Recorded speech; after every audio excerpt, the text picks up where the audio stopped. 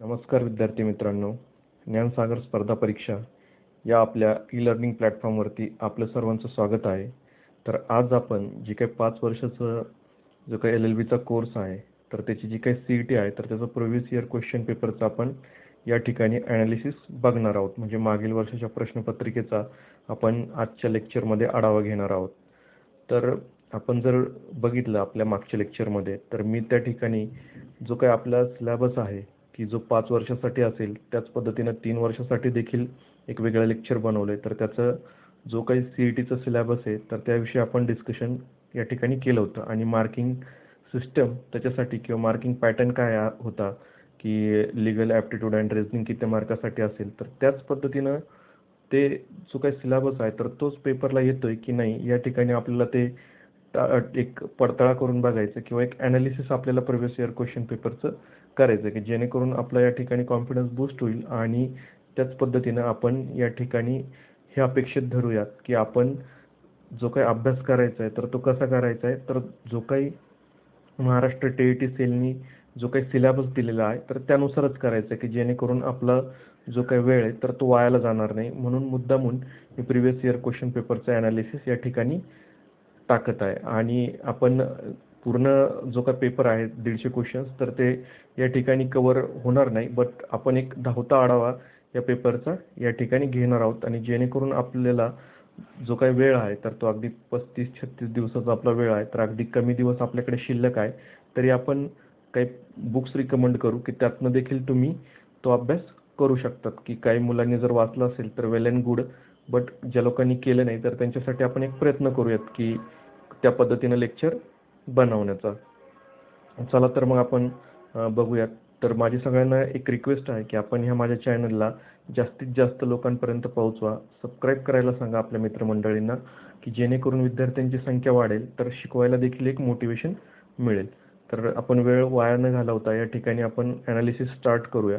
तर आपण या ठिकाणी बघितलं तर MSCET law 5 year integrated LLB sample paper. आता इंटिग्रेटेड LLB म्हणजे या ठिकाणी प्रथम BA असतं आणि त्याच्यानंतर आपला LLBचा अभ्यास स्टार्ट होतो. तर ज्या पद्धतीनं आपण सिलेबस बघितला होता, तर legal aptitude and legal reasoning या ठिकाणी जर आपण बघितलं, तर ते किती मार्काला 5 वर्षाच्या कोर्समध्ये होतं, तर तो 40 मार्काला होतं.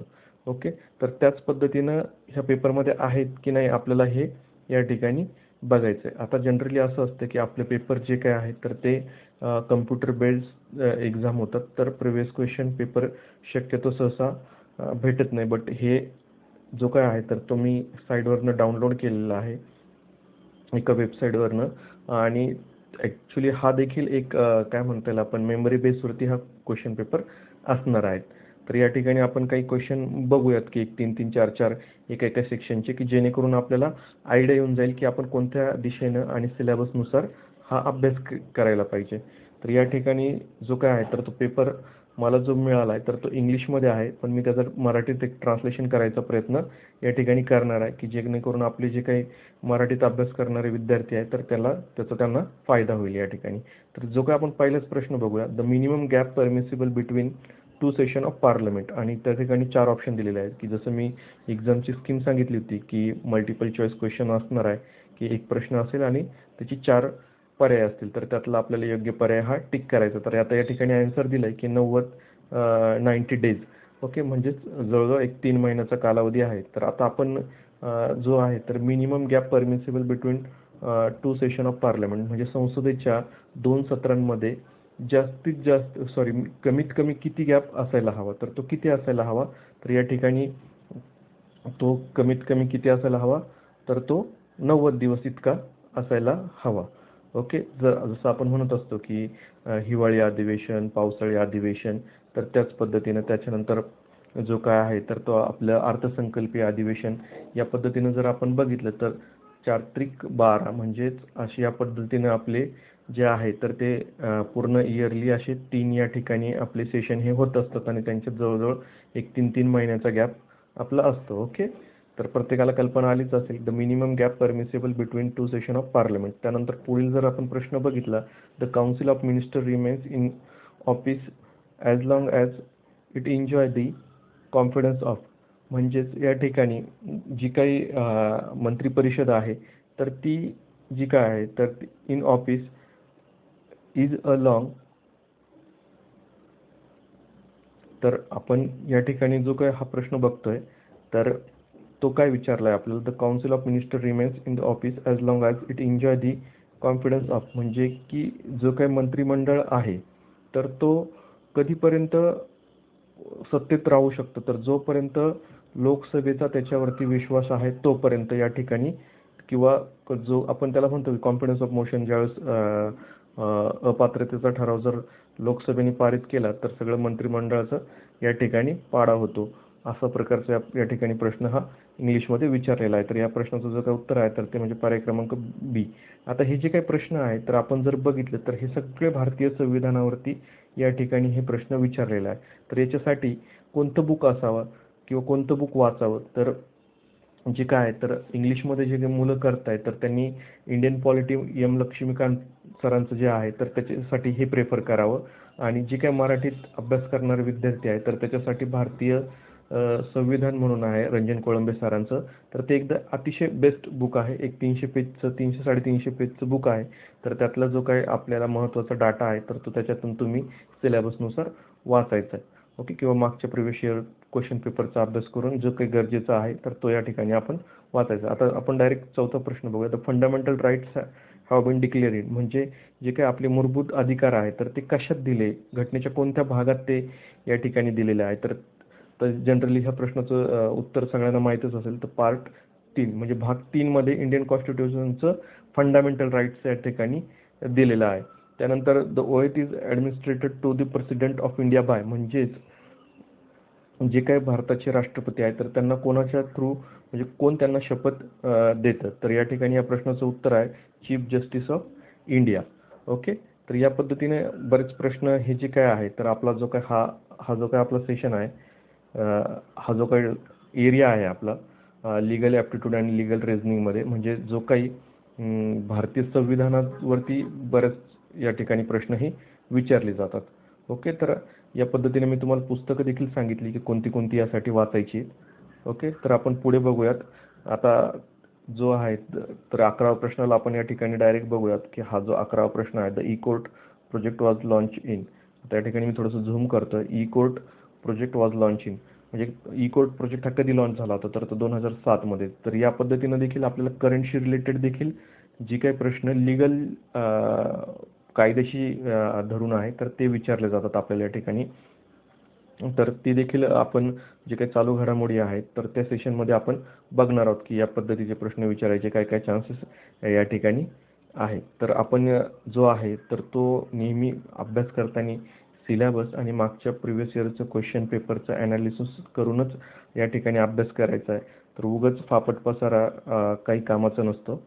त्यानंतर आपण आणखीन एक एक्झाम्पल क्वेश्चन घेऊया. The president Pranab Mukherjee rejected the mercy petition filed by, की म्हणजे प्रणव मुखर्जी ज्यावेळेस राष्ट्रपती होते तर त्यावेळेस त्यांनी एक आपण मर्सी पिटिशन म्हणजे दया ज्याला म्हणतो, किंवा राष्ट्रपतींना जो काय एक खास अधिकार दिलेला आहे की घटनेच्या जे काही आर्टिकल, आय थिंक आता एक्झॅक्टली मला तो आर्टिकल आठवत नाही, बट आय थिंक घटनेच्या आर्टिकल 71 और 2 नुसार हा त्यांना एक अधिकार दिलेला आहे भारतीय राज्यघटनेने की त्या समोरच्याला जर कोणती शिक्षा दिली असेल तर ती माफ करण्याचा. ओके.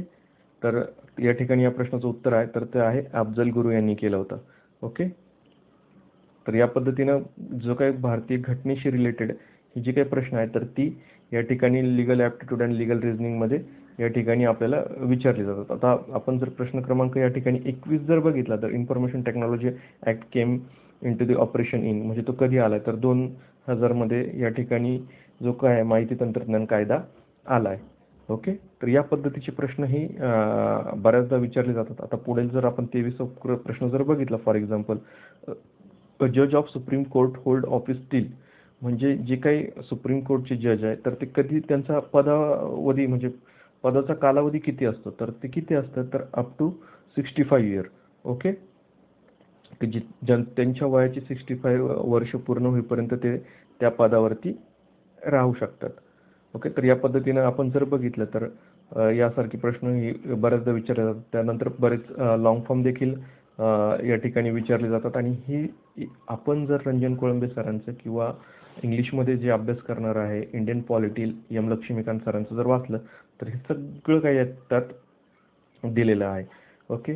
तर 24वा प्रश्न आपण फॉर एक्झाम्पल बघूया की जो लॉंग फॉर्म विचारला या ठिकाणी FEMA ॲक्ट मीन्स, म्हणजे या ठिकाणी FEMA ॲक्टचा लॉंग फॉर्म या ठिकाणी विचारला आहे. म्हणजेच काय, तो फॉरेन एक्सचेंज मॅनेजमेंट ॲक्ट, की तो एक कायदा भारत सरकारने एक पारित केलेला कायदा आहे. ओके. तर या पद्धतीचे प्रश्न ही जी काय आहे तर लिगल ॲप्टिट्यूड अँड रिझनिंगमध्ये विचारली जातात. तुम्ही हा व्हिडिओ पॉज करून सगळे क्वेश्चन बघू शकतात किंवा तुम्हाला मी त्याची PDF देण्याचा प्रयत्न देखील करेल. ओके. तर या पद्धतीने आपण जर बघितलं तर ही 40 प्रश्न कशावरती आहेत तर लिगल ॲप्टिट्यूड आणि लिगल रिझनिंगवरती या ठिकाणी आपण बघू शकतात ही 40 प्रश्न विचारलीत. आता जो काही पुढचं सेशन आहे तर ते आहे general knowledge including current affair. तर यामध्ये आपण बघितलं होतं की हिस्ट्री विचारलं होतं, म्हणजे सिलेबसमध्ये हिस्ट्री दिलेलं होतं, जिओग्राफी दिलेलं होतं, सिव्हिक्स दिलेलं होतं. तर त्याच पद्धतीनं प्रश्न आहे की नाही आपण 1-2 प्रश्न या ठिकाणी पडताळून बघूयात. ओके. तर या ठिकाणी मी थोडंसं झूम आउट करतोय पेज.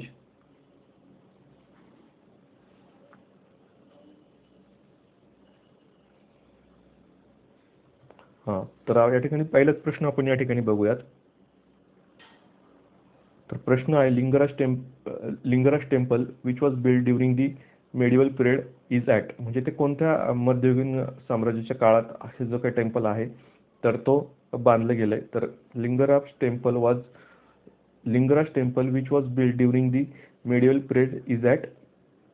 तर या प्रश्नाचं उत्तर आहे ए, भुवनेश्वर. ओके.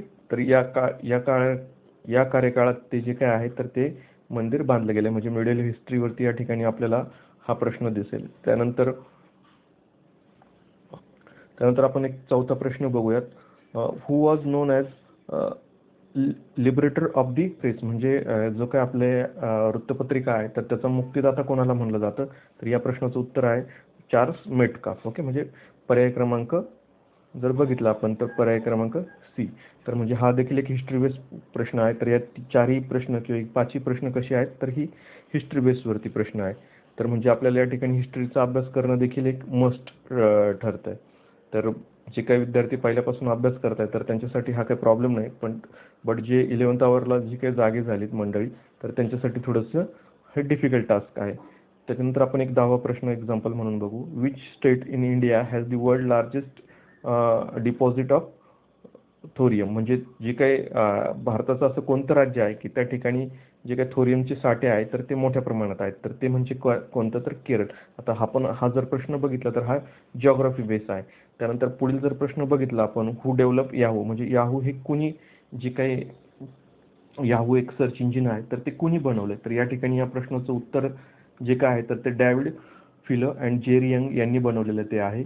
तर बरेच असे या ऑप्शन, आता हा जो काय आहे तर तो हा टोटली आपल्या जनरल नॉलेजचा प्रश्न आहे.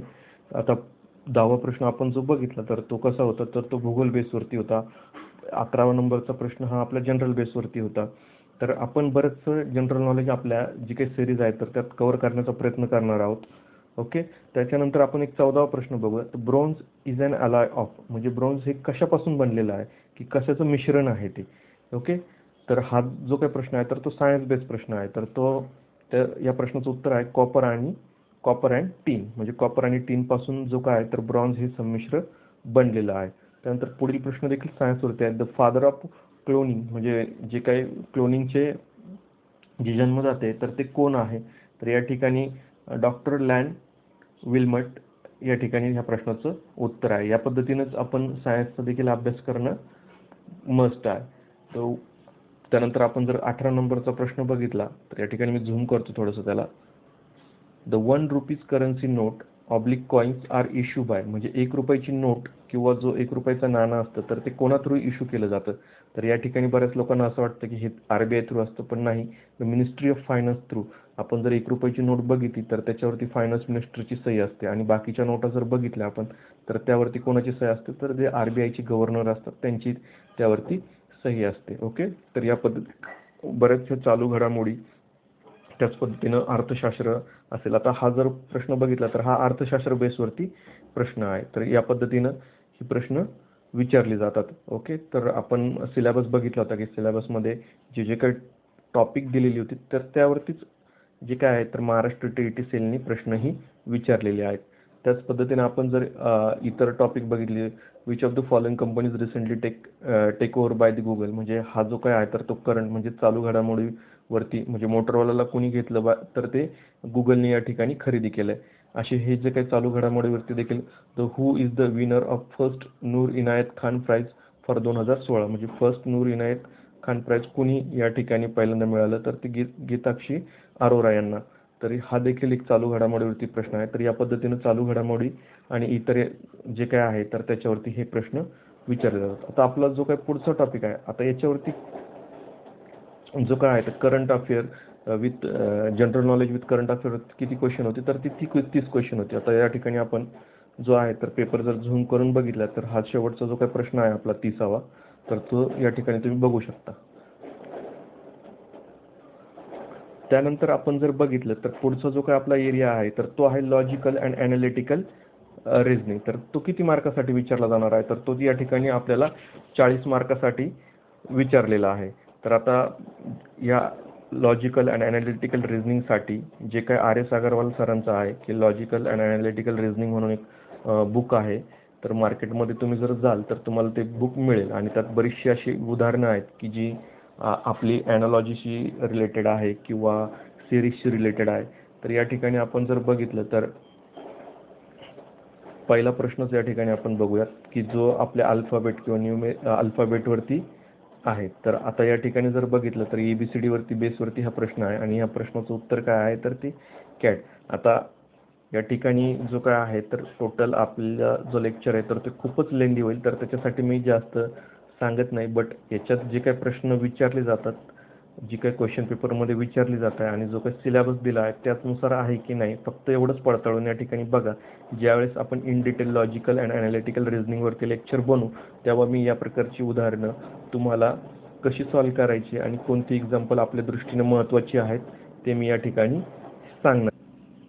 त्यानंतर एक पुढील प्रश्न आपण बघूया की ट्यूसडे जर मे असेल तर सॅटर्डे या ठिकाणी काय असेल, तर म्हणजे या ठिकाणी आपल्याला एक तर्क लावायचं. जर ट्यूसडे हे मे असेल तर सॅटर्डे हा काय असणार, म्हणजे मंगळवार जर या ठिकाणी मे महिना असेल तर शनिवार हा कोणता महिना असेल, तर तो सप्टेंबर महिना असेल. या ठिकाणी त्याने उत्तर दिलंय.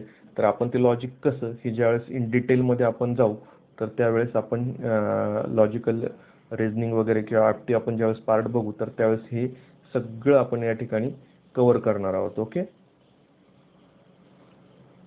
तर आपण फक्त आता या ठिकाणी बघूयात की या सेक्शनमध्ये किती क्वेश्चन, म्हणजे जे काही 40 प्रश्न सांगितले होते ती विचारली गेली का नाही, या ठिकाणी फक्त आपण एक पडताळा करून बघूयात. तर तुम्ही या ठिकाणी बघू शकता की 40 प्रश्न आहे आणि जी प्रश्न विचारली तर ती सिलेबसनुसारच विचारली. पुढचा जो काही टॉपिक आहे आपला तो म्हणजे इंग्लिश. इंग्लिशला किती वेटेज आहे 5 वर्षाच्या CET-साठी, तर ते 30 मार्काचं. आता त्या ठिकाणी मी तुम्हाला बोललो होतो की 2-2 प्रश्न ज्यावेळेस मी सिलेबस तुम्हाला एक्सप्लेन करत होतो तर इंग्लिशवरती 2-2 सिनोनिम्स अँटोनिम्सवरती प्रश्न असणार आहे. तर ते या ठिकाणी तुम्ही बघू शकता. Identify word the meaning that meaning the same, म्हणजे समानार्थी शब्द या ठिकाणी आपल्याला विचारले. आता ज्युव्हेनिल म्हणजेच काय, तर या ठिकाणी यंग पर्सन यालाच आपण काय म्हणतो, तर ज्युव्हेनिल म्हणजेच एक तरुण व्यक्ती.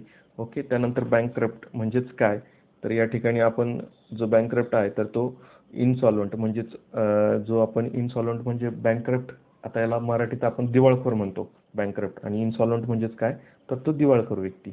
ओके, तर या ठिकाणी याची सुद्धा आपण एक सिरीज बनवणार आहोत, सिनोनिम्स अँटोनिम्स. तर आता या ठिकाणी आपल्याला इंग्लिशला 30 प्रश्न होती तर ती आपण एकदा पडताळून बघूया.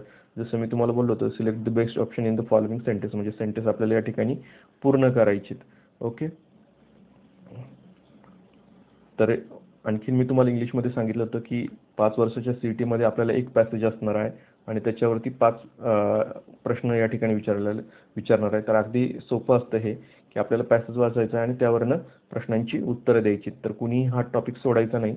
अगदी काळजीपूर्वक वाचून आणि मगच उत्तर द्यायची की जेणेकरून आपले मार्क कुठे जाणार नाही. आणि एक गोष्ट लक्षात ठेवायची, निगेटिव्ह मार्किंग नाही आहे, तर आपल्याला पूर्ण पेपर हा मार्क करून यायचा आहे. त्यानंतर जो काय आपला 5वा सेक्शन आहे, तर तो म्हणजे आता या ठिकाणी 30 प्रश्न इंग्लिशवरती विचारले. आता आपण 5व्या सेक्शनला जाऊ. 5वं सेक्शन काय होतं आपलं, बेसिक मॅथमॅटिक्स. ओके, तर त्याच्यासाठी किती मार्क आहे, तर 10 मार्क या ठिकाणी आहेत. ओके, तर आपण त्यातले 1-2 प्रश्न बघूयात की, आणि त्या ठिकाणी आपल्याला त्यांनी 10वीची जी काही लेवल आहे, 10वीची जी काही गणिताची लेवल आहे, तर त्या लेवलचे प्रश्न या ठिकाणी ते विचारणार आहे. तर याच्यावरती देखील आपण एक 4-5 लेक्चर बनवूयात. ओके, की जेणेकरून तुम्हाला एक्झाममध्ये ते कामी येतील. आता या ठिकाणी the cost price of 20 article is same as the selling price of x article. म्हणजे जी काही खरेदी किंमत आहे ती जी काही विक्री किंमत आहे एक्स आर्टिकलच्या त्यांच्याबरोबर आहे. इफ द प्रॉफिट इज, जर त्याच्यात 25% जर आपल्याला नफा झाला, then value of that article, म्हणजे त्या वस्तूची किंमत किती, हे आपल्याला या ठिकाणी विचारलं आहे. तर या पद्धतीने आपण डिटेलमध्ये जेव्हा जाऊ तर तेव्हा बघूयात. म्हणजे अगदी सोपे सोपे प्रश्न या ठिकाणी मॅथमध्ये देखील विचारली आहे. तर या पद्धतीनं 10 प्रश्न ही बेसिक मॅथमॅटिक्सवरती विचारलेले आहे. तर या ठिकाणी बघा, आता ॲव्हरेजवरती आपण जे बोललो होतो की ॲव्हरेजवरती देखील एखादा प्रश्न असेल, तर 8 नंबरचा आपण जर प्रश्न थोडा झूम करून बघितला तर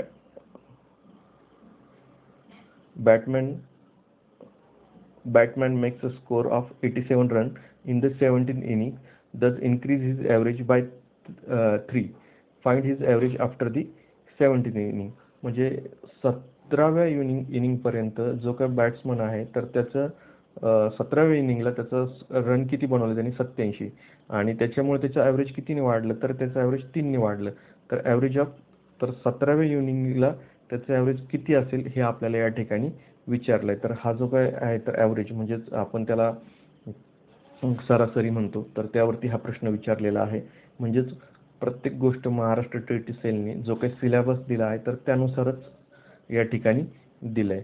तर निश्चितपणाने तुम्हाला हे लेक्चर, जो काही आगामी काळात जी काही एक्झाम आहे आपली, की जी 2 ऑगस्टला असणार आहे, 2 ऑगस्ट 2022ला, तर त्यासाठी जी काही रणनीती बनवायची एक्झामसाठी, तर त्यासाठी निश्चितपणे उपयुक्त ठरेल. तर तुम्हाला हे लेक्चर आवडलं असेल तर निश्चितपणे लाईक करा, या आपल्या चॅनलला सबस्क्राईब करा, आणि शेजारी जे काही बेल आयकन असणार आहे यूट्यूब याच्यावरती, तर ते दाबायला विसरू नका, की जेव्हाही मी लेक्चर अपलोड करेल तर ते सर्वात आधी त्याचं नोटिफिकेशन तुम्हाला मिळेल. आणि हे जे काही आपलं लेक्चर आहे, तर ते इतर विद्यार्थ्यांना देखील शेअर करा की जे LLB CETचा अभ्यास करताय. ओके, की जेणेकरून मलाही जरा प्रोत्साहन मिळेल की खूप सारे विद्यार्थी जे काय आपल्याशी जोडले गेल्याचं. ओके, धन्यवाद.